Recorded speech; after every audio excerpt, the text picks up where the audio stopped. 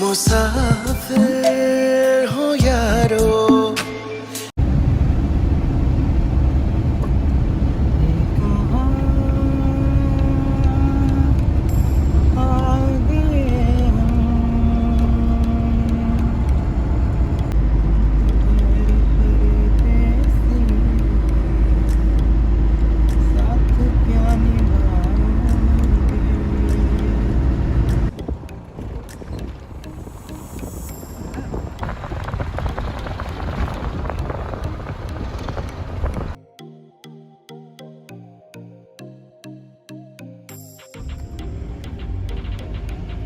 कृपया मोड़ पर हॉर्न बजाएं।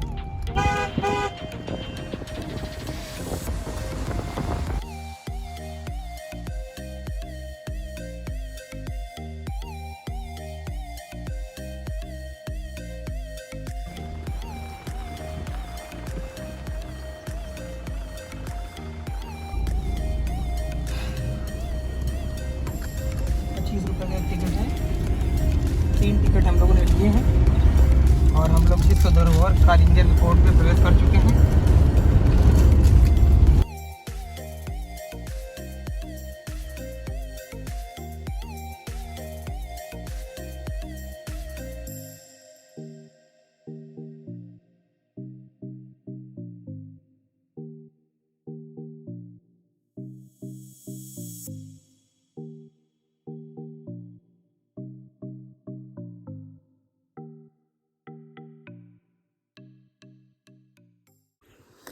तो आ चुके हैं हम लोग इस वक्त कालिंजर के किले पे।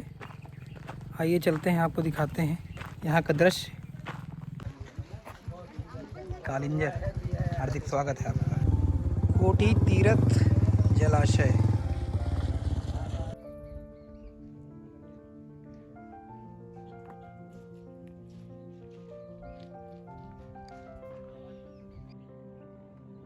जब मैं पहले आया था तो ये सारी चीज़ें मैं नहीं देख पाया था, और आज के समय इस कालिंजर किले में बहुत ही अच्छी अच्छी चीज़ें हैं।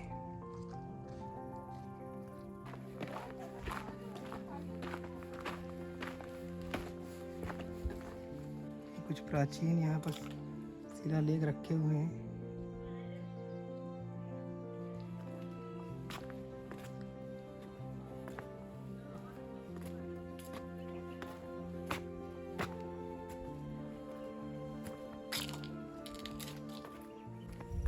क्षतिग्रस्त हालत में है, इसको थोड़ा सा ध्यान देने की आवश्यकता है। हमारे प्रभु शंकर जी की मूर्ति रखी हुई है यहाँ पर। आइए आपको भोलेनाथ के दर्शन कराते हैं।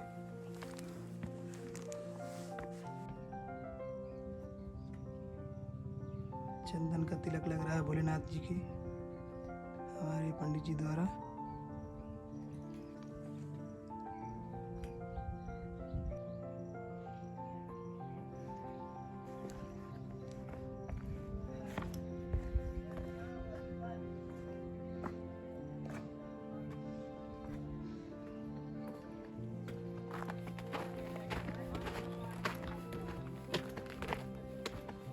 दृश्य काफी मनोरम है। ये कुछ अंदर की संरचना है यहाँ की।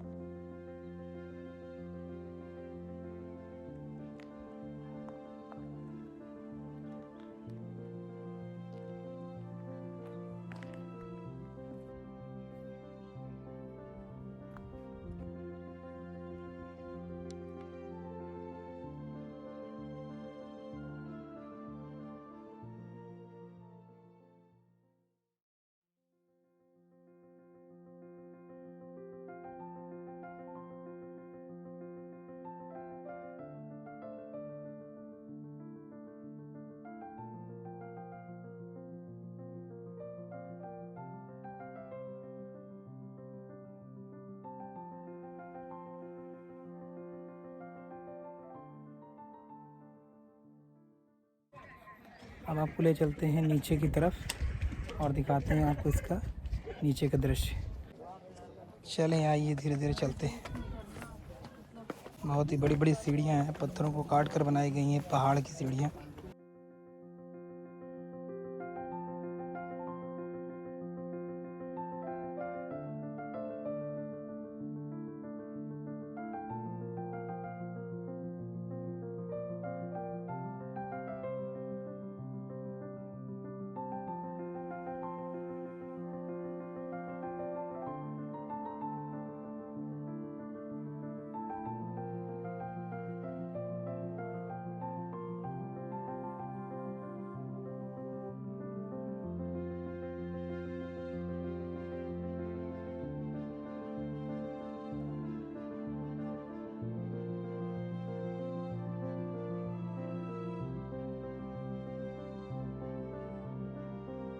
कालिंजर शहर का दृश्य, उत्तर प्रदेश।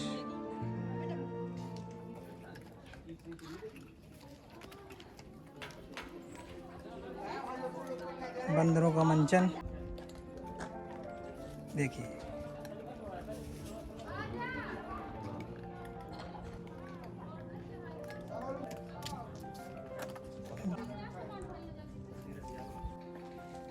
प्राचीन कृतियाँ और प्राचीन मंदिर के दृश्य आप यहाँ पर देख सकते हैं। हजारों वर्ष पुराना ये भगवान शिव का नीलकंठ मंदिर है। पूरे पहाड़ पर मूर्तियाँ बनाई गई हैं और मंदिर निर्माण किया गया है। चंदेल वंश के राजाओं द्वारा निर्मित ये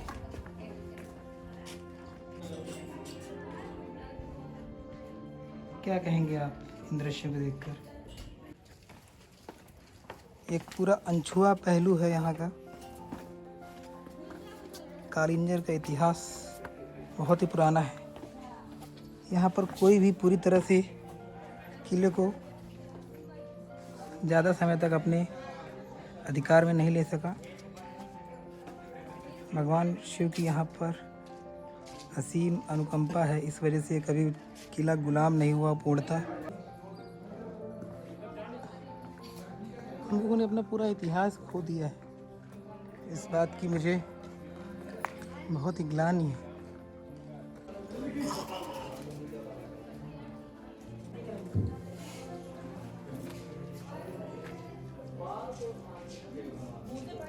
ये हवन कुंड का स्थान है और ये दृश्य कुछ यहाँ का।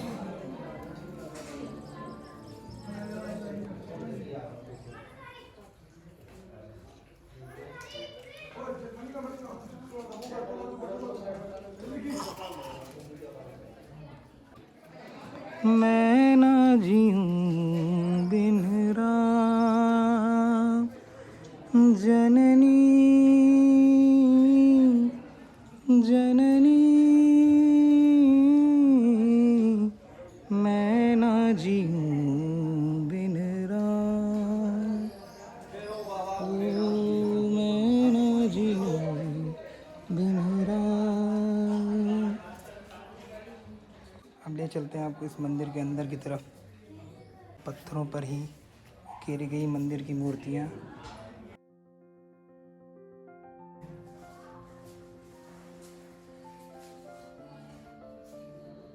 माता काली,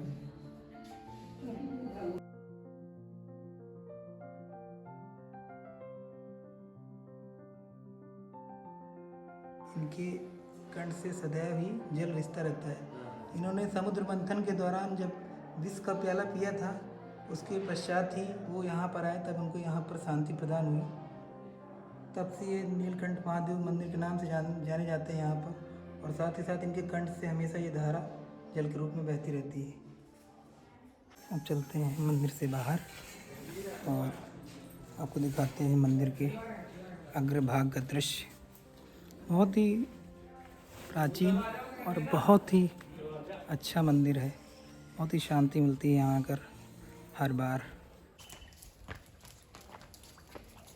एक छोटा सा कुंड देखिए आप यहाँ पर भरा हुआ है।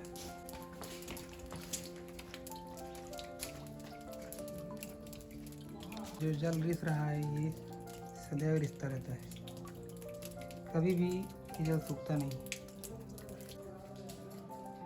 ये जो प्रतिमाएं हैं ये आपको शिवलिंग की तरफ इंगित करती हैं। पुराने मंदिरों को खंडित करने की पूरी कोशिश की गई है। और ये है भगवान शिव भोलेनाथ की प्रतिमा, जो कि पूरे पहाड़ पर ही इंगित करी गई है।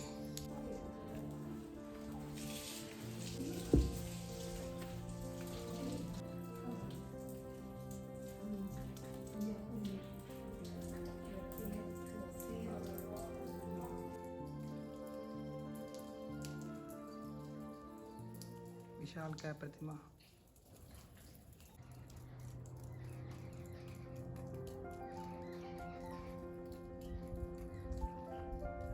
आइए अब चलते हैं इस भव्य मंदिर से आगे की तरफ। तकरीबन ये क्षेत्र 15 से 20 किलोमीटर का है और मैं आपको वो पूरा तो नहीं दिखा पाऊँगा। पंडित जी बता रहे हैं कि अंदर गुफा में काल भैरव जी हैं, तो वहाँ चलते हैं। एक और रमणीक स्थान देखने को मिल जाएगा। आइए ले चलते हैं आपको उस गुफा को अंदर।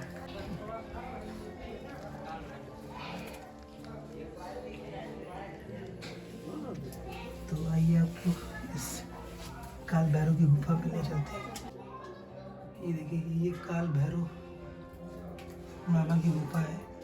प्रभु मुंडक माल लिए हुए, क्षमा करना प्रभु, बहुत ही गुप्त स्थान है काल भैरव जी का।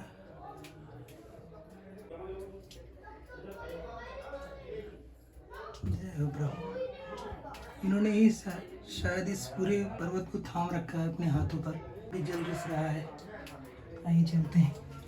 ये कुछ यहाँ पर मंत्र लिखे गए हैं इस पे, और अब चलते हैं यहाँ से। इस गुफा से बहुत चिकना है पानी। क्या तालाब का नाम बताया था आपने? स्वर्गारोहण। ऊपर जो जलधारा आप देख रहे हैं उसी तालाब की है स्वर्गारोहण।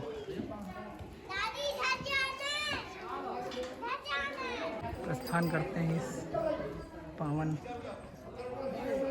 नीलकंठ मंदिर से।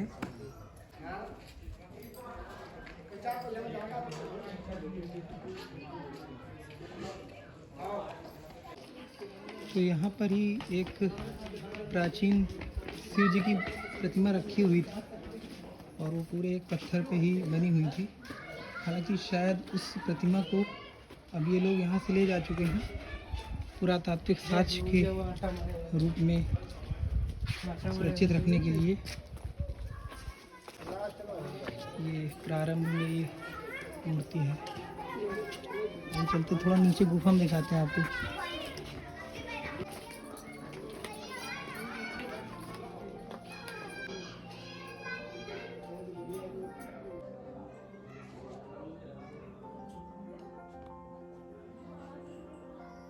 शिवलिंग की प्रतिमाएं रखी हुई हैं।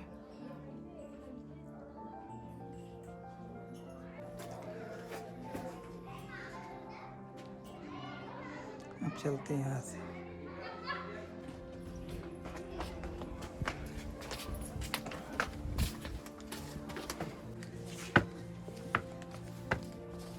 चलें अब यहाँ से। काफ़ी बड़ा क्षेत्र है, तो बाकी